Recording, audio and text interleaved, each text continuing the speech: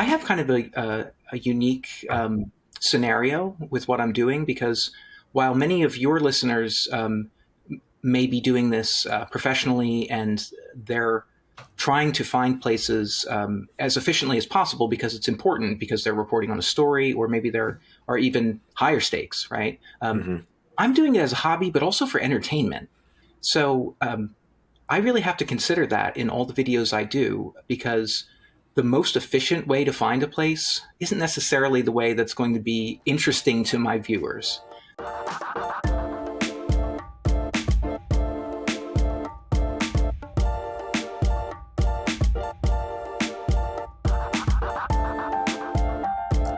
Welcome to Needle Stack, the podcast for professional online research. I'm Jeff Phillips, your host. And I'm Aubrey Byron, producer on Needle Stack and your co-host for today.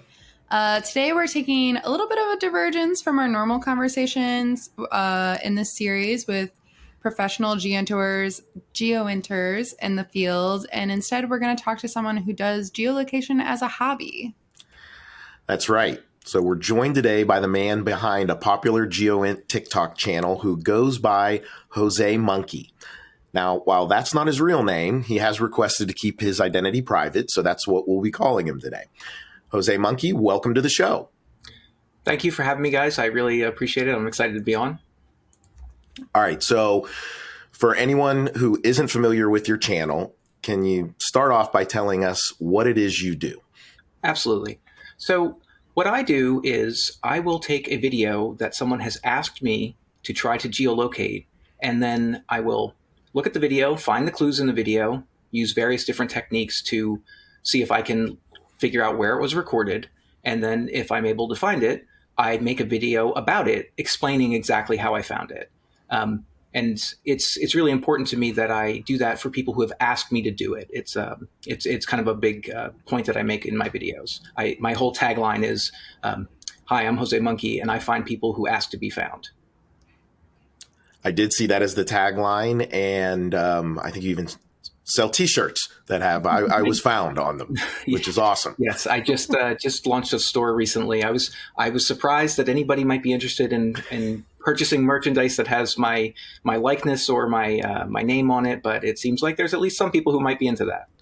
And that cool. One thing you mentioned on there, sorry, Aubrey, is you do explain, how you don't just say, where are they? You actually go through and see what you identify in the video, which is really cool. Yeah, and that's, it's important to me because one, I want it to be educational for people, but also I'm an explainer. I like to explain things. So that is really part of the appeal for me, is to be able to not only find it, but then, carefully explain to people how I found it. And I think that that's what people enjoy about it. I know that there are some creators who do, kind of similar things sometimes that go for a bit of a wow factor, and they don't tell you how they found it. And that can be really kind of amazing to see people do that. They're just like, people's minds are blown. They're like, wow, how did they figure that out? And so, that's not really my thing. I like to explain how I found things. So it means a longer video, but it seems like some people enjoy that. And you said you don't come from a professional background in this. So how did you find yourself in this space, both sort of on the geolocation side, but also making content on TikTok? Yeah. So I'd say that I got started doing geolocation type things really probably years ago. It's longer ago than I realized. It's funny. I actually just realized the other day that I have been playing GeoGuessr. I don't know if you guys are familiar with that game. I assume you are. So, right, the whole idea is they drop you somewhere in the world and show you the Google Street View, and you try to figure out where you are. My time hop just told me that I posted 10 years ago that I had spent like 2 hours straight playing GeoGuessr, and that I had dreams about being on a random street in Europe somewhere. So I've been doing geolocation type things for at least a decade as a hobby. I actually didn't realize that GeoGuessr was 10 years old, actually. Yeah, that was apparently, it must have been shortly after they had launched it, because I think that's gone pretty far back. In fact, I seem to recall that they may have posted something a few months back about their 10-year anniversary. So cool. that would line up. So yeah, I played a lot of GeoGuessr, but even before that, I think I was always interested in trying to if I ever saw a video or a photo that didn't obviously identify where it was taken, I always would kind of wonder, could I figure out, where that was? Are there enough clues? Is there enough information in the photo or the video to figure it out? And after the first few times I tried, I realized that, what, sometimes you can figure it out. And that was really satisfying for me. So I was kind of hooked, after the first few times that I found that I was able to do it. And fortunately, I was able to find others on Twitter who were doing similar things. And sometimes people would post challenges, to geolocate a photo. And sometimes there'd be like, challenges where there'd be prizes and things like that for different, challenges that they had. But I was mostly doing it because I enjoyed it. But it was nice that there were, other people who were doing a similar thing, because that gave me kind of a way to do this thing that otherwise people don't really ask you to do unless you have a good reason to. And so you got into it. So you didn't have formal training in geospatial intelligence in any form. No, it came up through as a hobby. It's purely been a hobby for me. So yeah, that's and it's funny because people will ask me a lot of questions about that. I get comments all the time. People frequently like to say, "Oh man, he's CIA, he's FBI," and like it's sort of a funny running gag that I never confirm or deny that in the comments ever. I just let people keep guessing. But yeah, it is a thing that I think people wonder about. But I'm sure that there are people who are much more serious about the type of thing that I do that might even think that some of the things that I do in my videos are quaint by comparison. But I think that what I'm doing is probably a bit more accessible to average folks who aren't necessarily doing this professionally. Hey, maybe CIA should be using TikTok for recruiting. Who knows? It's true. Well, and I think this podcast does focus on the OSINT world in general, and we've been focusing here recently on GEOINT, but it's what's been interesting is the audience ranges from professionals that might be doing this at a federal level to to hobbyists or a lot of reporters that are having to do what we now that people are starting to understand the term OSINT, but they're out there doing investigations to validate things. Right. So it runs the gamut. And so I'm curious, you've kind of taught yourself as you went. Can you talk a little bit about the kind of techniques that you're using for finding the location in the videos that people send to you? I mean, it seems the ones I've watched, it's not that simple in what you're noticing. And I don't know what you're doing in the background, tools you're using, et cetera. Yeah. So one of the things I do try to impress upon my viewers is that I will always explain exactly how I found a place in every video that I do. And that's important to me because I really want to be transparent about how I'm doing it. So it can be kind of funny because sometimes I have people who have theories about how I really found the place and they want to comment about it and say like, oh, I think you really did this, or you used metadata off of the video or something. But I always explain what I did, and sometimes it can be really straightforward, and it might just be looking for, details in the video that I can Google or that I can, find on other publicly accessible websites where I can search things. It really depends what's in the video, right? So, so a lot of times, I'm just using tools that everybody uses, like Google Maps. Sometimes using reverse image searching when when that is kind of the most direct way to find a place, especially if it's like a highly photographed place that I know will be something I can find pictures of online. But sometimes I use very specialized websites and databases to search for things. For example, sometimes I'm trying to figure out if I see an airplane in a video and I can see the tail number. I'll use various different websites where you can look up that sort of thing to figure out, well, where was that plane? So yeah, it really depends on what the video calls for. I've only more recently gotten interested and learning about some other tools that I'm sure some folks in your audience would be familiar with. things like the Overpass API for like searching, like the OpenStreetMap database, doing data mining on that. Um, and I am pretty fascinated with that right now. But the thing that's interesting to me is I have kind of a unique scenario with what I'm doing, because while many of your listeners may be doing this professionally, and they're trying to find places as efficiently as possible because it's important, because they're reporting on a story, or maybe there are even higher stakes, right? Hmm. I'm doing it as a hobby, but also for entertainment. So I really have to consider that in all the videos I do, because the most efficient way to find a place isn't necessarily the way that's going to be interesting to my viewers.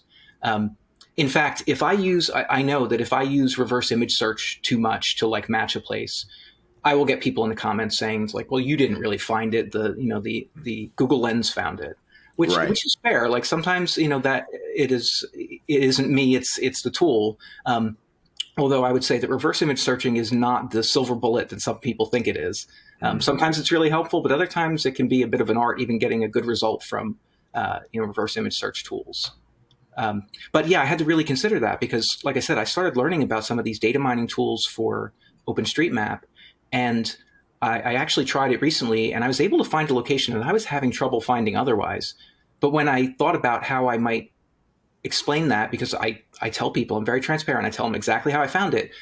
I was like, well, what are you going to explain? You're going to explain that you plugged some stuff into a query language and got some answers. And I don't know if that's the most interesting thing. So I may limit how much I use tools like that, even though it's probably a really good tool for people who need to find things and maybe need to find them with urgency. You know, I have watched a number of the videos. I'm looking forward to watching more. But I'm understanding what you're saying, meaning that there's an entertainment factor to them, and that it's not about maybe a sense of urgency or efficiency there. And hearing even what you've noticed in a video that could tip someone off. Yeah. When I'm watching the same video Mm-hmm. and don't see some of the things is entertaining. Yes, I don't even know how to say it. It's entertaining to see what you notice in a video that can then be plugged in somewhere to help you give you clues.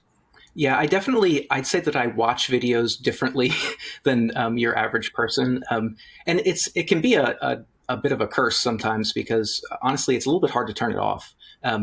I'm so used to looking at a video and trying to figure out where it is. Sometimes I'll just be scrolling on TikTok and I'll see a video that's outside somewhere, and my immediate reaction is, this is a video someone has tagged me in and I should start looking for the details. And I'm like, no, wait a minute. You're just watching a video. Just enjoy it. So yeah, I'm always looking at the details, and that's part of what people miss about the videos that they post, that they don't realize that they're focused on the subject of their video more often than not, whether Mm-hmm. it's a car, a person, a dog, whatever they're recording a video of, and they don't think about all the details that are in the background. But for someone who is motivated to look for those details, they're paying attention to all of those things. One of the things that you'll notice in my videos is I'm often not talking at all about whatever the main subject of the video is. And sometimes people will like post things in the comments and say like, you're not going to even mention the whatever the point of the video was, right? There's probably Right. something humorous happening in the video. Or like, maybe it was like a car wreck or something. And like, they're like, you're not even going to talk about that. And I'm like, well, that's not what I was looking at. That's not how I found it. So yeah, you definitely look at videos differently. And I think people, definitely some folks are starting to like pick up on the approaches. And I do have a lot of my followers who like to kind of play along. They'll like pause the video and try to figure it out before, I reveal it. So that can be fun for people. Right, which seems to make sense. There's tools like AI out there. I think I saw some people comment, would AI take your job? And that's not. Yeah. Maybe AI could do things, but that's not the job or the point of the channel at the end of the day. Yeah, and I do think about that. There was something I saw on Twitter recently about how, some tools really are starting to be used for geolocation. Things like ChatGPT, you can really put in bits and pieces of information, and it can help you. It's not to the point yet where you can just drop in a photo or a video and have it just tell you exactly where it is. But if you at least right now, who knows in 18 months from now, but at least right now, if you can describe things in the video, you still have to do a lot of the work of like finding the details. But if you can get enough of the details to plug into these tools, some of them are getting really good at being able to, get you candidate locations at least. Mm-hmm. And I find it interesting, although I do worry that, like, I don't know, in 2 years from now, is anybody, who has access to something like ChatGPT going to do exactly what I'm doing, and nobody will think it's interesting anymore? Some people accuse me of doing that already. So, Mm-hmm. so yeah, I mean, I think there still will be a place for people who do this because they're interested in doing it and enjoy doing it, um, even if there, might be simpler, faster ways to do it. Because it's kind of like a puzzle, right? So, Mm-hmm. and that's the thing that's satisfying for me. And it's one of the reasons that I don't really use people's profiles very often.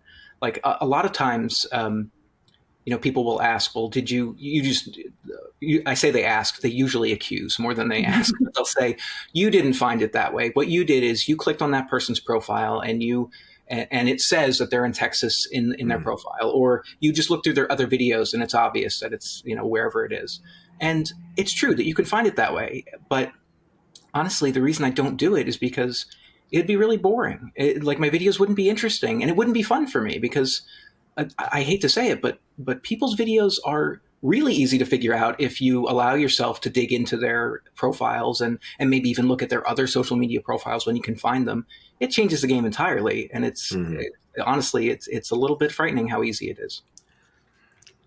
Yeah, actually, on that note, I'm curious, how do you select your videos? Is it for the challenge, or maybe just something visually pleasing, or whatever strikes you that day?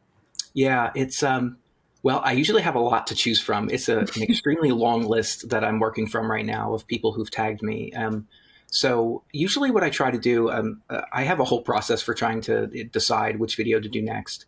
And one of the things I do is I really try to prioritize people that tagged me like a long time ago and I haven't gotten to their video yet.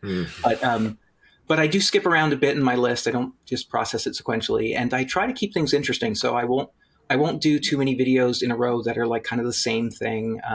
I definitely will try to use videos that are interesting. If there's something in it that's like very different than videos I've done before, or requires a technique that I haven't used, in the past or recently, then I'll usually, try to mix those in. So sometimes I have, you know, a dozen or more videos that I've actually found already that are just sitting in a queue waiting for me to make a video about them. But I want to do it when the time is right. And like, I don't want it to be 10 videos in a row where it's like a pickup truck driving down the road and I saw a billboard for something. It's like, okay, it's the same content over and over, right? I get a lot of videos like that, by the way. So yeah, I try to mix it up. Can you maybe talk about any particular super interesting videos that you've been sent, and Sure. more from the puzzle piece? Any of them that jump out to mind that you're like, that our listeners would be interested in how you ended up being able to locate where the people were? Yeah, sure.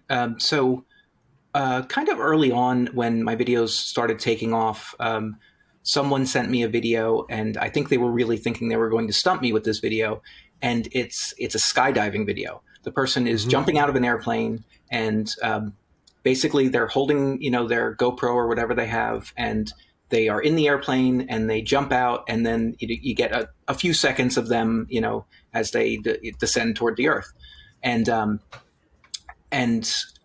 you could very briefly in the video see the tail number of the plane, and because I was able to see that, I was able to go look it up on one of these sites. I think I used FlightAware to go find where that plane may have been, and actually it turned out that this was a plane that was owned by a company in Pennsylvania that does skydiving types of things. So they tend to fly out of the same airport all the time, and what I was able to do was confirm that, because in the video you could see the ground briefly and some features were visible. You could see like an interstate and a lake, I believe, was in the video.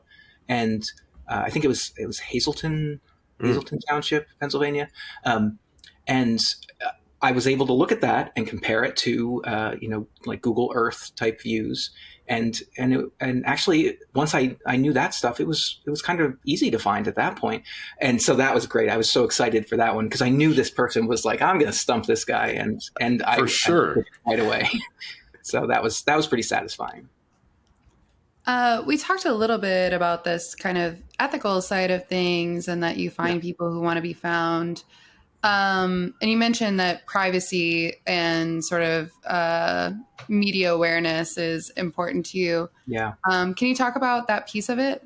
Absolutely. So yeah, it was really important to me when I started doing this, that I was doing something that people were going to be comfortable with me doing.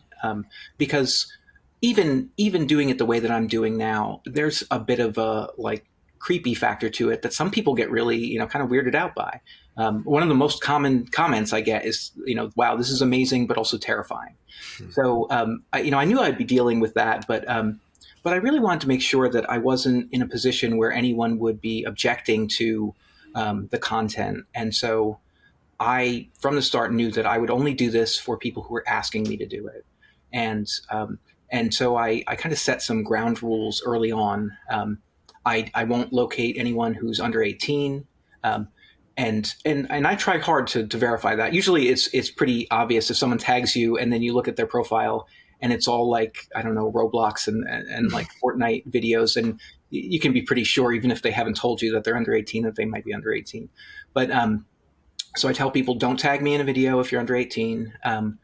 I tell people not to tag me in other people's videos because people will. They'll just tag me in a video they find because, and I don't think it's malicious, but sometimes people see a video and they're like, I got to know where this is. Let's see if JoseMonkey will tell us where it is. So, but I tell people, I'm not going to find it unless the original poster asks me to do so. And the thing that I got a bit concerned about and that some people started asking about is, well, what if somebody just takes a video that they found somewhere else? They stole somebody else's video and they post it as their own, and then they send it to me. What do you do then? And people were really concerned, what if there's like, some kind of like, domestic violence situation or something, that would be concerning where I shouldn't do it. And I did my best for a long time to try to like watch for anything that seemed suspicious about any videos. And if I was at all concerned about it, I would just not do it. But I recently made a change to how I do my videos that I think was definitely an improvement, and I hope it solves the problem. But what I did was I noticed that some people who were sending me videos started doing a new thing that they hadn't done before, which is they would record a video and they'd come on camera and say, "Where am I, JoseMonkey?" And which was a little bit jarring the first couple times it happened. I didn't hear people talking to me in the videos, but when they did that, it occurred to me that like this is a really great way to be sure that the person in the video is asking me to do this. And it occurred to me that not everybody would want to be on camera, so I told them, if you want, just hold up a sign in your video that says the thing. Don't put it in text on the video because anybody could add that, but as long as it's in the video. So that was like my new rule to say, that's what you have to do if you want me to find a video. Now, granted, I have a whole bunch of people on the list already who I told them, like, look, if you're on the list, you're on the list. But going forward, this is the new rule. And I think a lot of people were really appreciative of that. I got a lot of positive comments. People were like, I've worried about exactly that. I'm really glad you're taking this step. So I felt like that was, a good thing. I'm glad I was able to make that change. We talked about the importance of Google, but can you touch on any maybe lesser known tools that you've used that could be good for our audience to hear about? Sure. One that I used just recently, which I actually was not aware of, and I learned about from another creator, is a tool called Find a Grave. And what you can do on that website is type in, partial information that you would find on a tombstone, things like people's names. I think you can even put in like, dates and things like that. And it will bring up results for cemeteries all over the place. And the funny thing was I learned about it on the same day that someone submitted a video to me where they were walking around the cemetery. And when I first got the video, I was like, I have no idea how I'm going to find this. Because there really wasn't a lot of other information in the video. I could just see some stuff off in the distance. But But then, later that day, I learned about this. I actually learned about it on Khan's channel. I don't know if you guys are familiar with her channel on TikTok. She finds people's birthdays using like their social media profiles. She's doing really good work over there. And she posted a video where one of the steps that she had taken to find somebody was that they had posted a video of a tombstone, or they were in a graveyard somewhere. And I was like, oh my goodness, this is exactly what I need to find this video that I just received. And that's what I did. And I was able to find a couple tombstones in that I could see clearly. And I plugged it in and I was able to locate where they were. It was in West Virginia. It was actually my first video in West Virginia. So that was fun. Awesome. Wow. Did not know that tool existed. I know. Apparently, a lot of people know about it, and I did not. So I felt like I was sort of late to the game because a bunch of people commented saying, like, "I love Find a Grave. It's so cool." And I was like, okay. Well, I just want to encourage everyone as we come to the end here to check out JoseMonkey, whether it's on Twitter, your channel on Twitter, or your YouTube channel.